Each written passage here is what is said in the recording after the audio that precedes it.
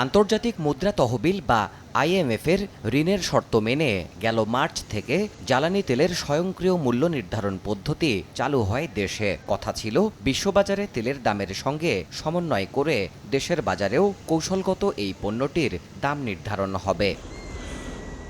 মার্চে শুরু হওয়া নতুন এই প্রাইসিং ফর্মুলায় আবারও সংস্কারের পথে হাঁটছে অন্তর্বর্তী সরকার। বাংলাদেশ পেট্রোলিয়াম কর্পোরেশন এবং জ্বালানি বিভাগের সূত্রগুলো বলছে, তেল বিক্রি থেকে বিপিসির মুনাফা কমাতে এবং মূল্যস্ফীতির লাগাম টানতে সেপ্টেম্বরেই সব ধরনের জ্বালানি তেলের দাম কমতে পারে।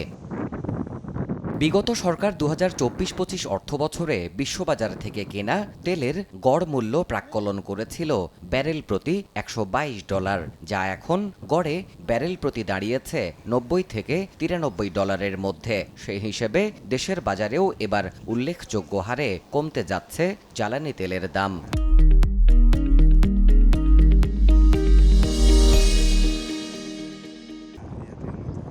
সংশ্লিষ্ট সূত্রগুলো বলছে, জুলাইয়ের নির্ধারিত দামেই দেশে বিক্রি হচ্ছে তেল। সেই হিসেব এবার নতুন সমীকরণে। মূল্য নির্ধারণ নিয়ে কাজ করা দায়িত্বশীল কর্মকর্তাদের দাবি, সেপ্টেম্বর থেকে পেট্রোল অকটেনের লিটার প্রতি দাম কমতে পারে অন্তত ৮ থেকে ১০ টাকা। এছাড়া দাম বিশ্ববাজারে কিছুটা বেশি থাকায় ডিজেল কেরোসিনের মূল্য লিটার প্রতি কমতে পারে ১ টাকা ৫০ পয়সা থেকে ১ টাকা ৭৫ পয়সার আশপাশে।